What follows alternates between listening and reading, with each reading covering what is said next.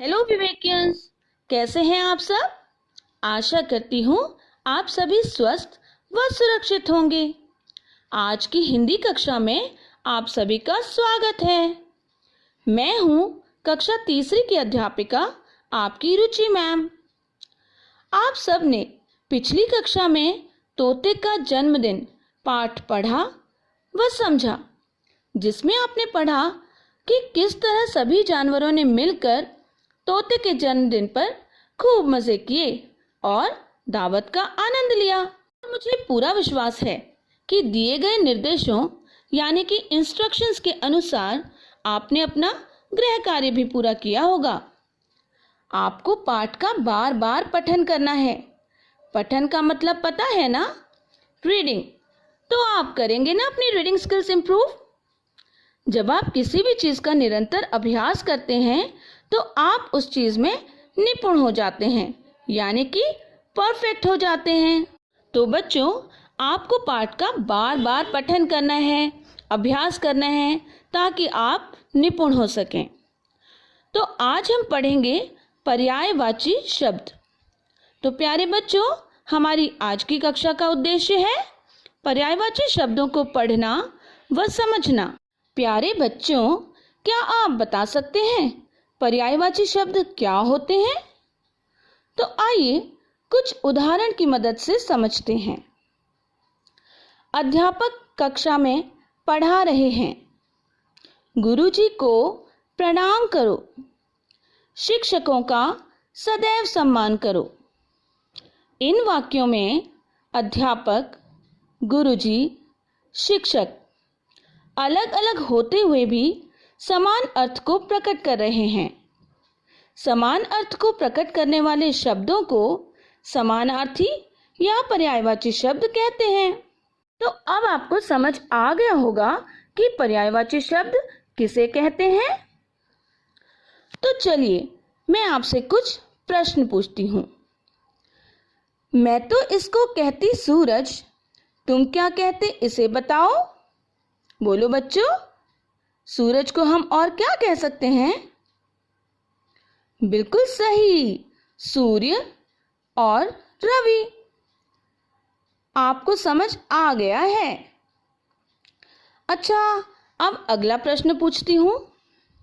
मैं तो इसको कहती नेत्र, तुम क्या कहते इसे बताओ। सोचो सोचो, सोचोगे तो जरूर आएगा। हाँ, बिल्कुल सही सोचा आपने। नेत्र को हम आँख या नयन भी कहते हैं। तो प्यारे बच्चों, अब आपको समझ आ गया होगा कि एक शब्द के लिए जब हम समान अर्थ वाले अन्य शब्दों का प्रयोग करते हैं तो वे समानार्थी शब्द कहलाते हैं। इन्हें हम पर्यायवाची शब्द भी कहते हैं और इंग्लिश में इन्हें हम सिनोनिम्स कहते हैं। तो चलिए अब हम आज की कक्षा शुरू करते हैं। पृष्ठ संख्या 21 खोलें और आज की दिनांक डालें। देखिए, शब्द ज्ञान, पर्यायवाची शब्द। आम के वृक्ष की ऊंची डाल पर एक कौवा रहता था। इस वाक्य में आए शब्द वृक्ष के पर्यायवाची शब्द हैं पेड़, तरु। पृष्ठ संख्या 21 में आपको एक चित्र दिया गया है जो एक वृक्ष का चित्र है। आपको वृक्ष के पर्यायवाची शब्द भी बताए गए हैं। वृक्ष को हम पेड़ और तरु भी बोल सकते हैं। एक समान अर्थ देने वाले शब्दों को पर्यायवाची या समानार्थी शब्द कहते हैं। कुछ और पर्यायवाची शब्द जानें। पृष्ठ संख्या 21 में दिए गए शब्दों को पढ़ते हैं। मित्र, दोस्त, सखा। चांद, चांद को आप और क्या बोल सकते हैं? चंदा मामा दूर के। तो चांद को हम चंदा भी बोल सकते हैं और चंद्रमा भी बोल सकते हैं। अच्छा, अब ये बताइए, आंख को हमने अभी क्या पढ़ा था? नेत्र और नयन। फूल, फ्लावर। फूल को हम और क्या बोल सकते हैं? कुसुम और पुष्प। अगला शब्द है सुबह। सुबह मीन्स मॉर्निंग। जब सुबह होती है उसके लिए आप और कौन सा शब्द प्रयोग कर सकते हैं? उषा और प्रातः। बच्चों, एक और शब्द है जो सुबह के लिए हम प्रयोग कर सकते हैं। सोचिए, आपने कविता भी तो पढ़ी है ना, सवेरा। जी हाँ, तो सुबह को हम सवेरा भी बोल सकते हैं। अगला शब्द है हवा। हवा के लिए हम कौन से पर्यायवाची शब्दों का प्रयोग कर सकते हैं? पवन, वायु। अगला शब्द है पानी, वाटर। पानी को हम जल और नीर भी बोल सकते हैं। तो पानी के लिए प्रयोग किए जाने वाले पर्यायवाची शब्द कौन से हुए? नीर और जल। अगला शब्द है कमल। कमल का फूल देखा है आप लोगों ने? लोटस। ये हमारा राष्ट्रीय पुष्प भी है, नेशनल फ्लावर। तो कमल के लिए प्रयोग किए जाने वाले पर्यायवाची शब्द हैं जलज और पंकज। आइए आगे बढ़ते हैं। अगला शब्द है धरती, अर्थ। धरती को हम और क्या बोल सकते हैं? पृथ्वी, जमीन। तो धरती के लिए प्रयोग किए जाने वाले पर्यायवाची शब्द हैं पृथ्वी और जमीन।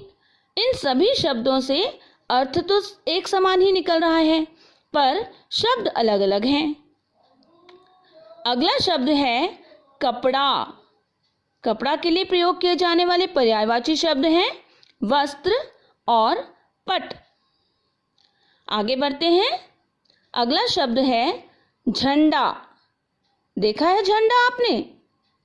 हमारे देश का राष्ट्रीय ध्वज, इंडियन फ्लैग। तो झंडा को हम ध्वज और पताका भी बोल सकते हैं। आगे बढ़ते हैं। पहाड़। पहाड़ मीन्स माउंटेन। माउंटेन को हम पर्वत और गिरी भी बोल सकते हैं। बच्चों, आपको समझ आ गया पर्यायवाची शब्द या समानार्थी शब्द क्या होते हैं? मुझे पता है कि इनमें से कुछ शब्द आपके लिए बिल्कुल नए थे और कुछ शब्द आप पहले से जानते थे। तो जब हम नए शब्दों को पढ़ते हैं तो हमारा शब्द ज्ञान बढ़ता है। तो आप इन शब्दों को बार बार पढ़िए और निरंतर अभ्यास कीजिए, तो आपका शब्द ज्ञान बहुत अच्छा हो जाएगा। तो आज की कक्षा बस यहीं तक, और अब बारी है गृह कार्य की। तो आपको गृह कार्य में करना है आओ करें 4, आओ करें 5 और मेरी बारी 1। मुझे पूरा विश्वास है कि आप इस कार्य को बड़ी आसानी से कर पाएंगे। निरंतर अभ्यास करेंगे तो ज़रूर कर पाएंगे। तो आज की कक्षा बस इतनी ही। अगली कक्षा में फिर मिलेंगे। घर पर रहिए, सुरक्षित रहिए। तब तक के लिए धन्यवाद।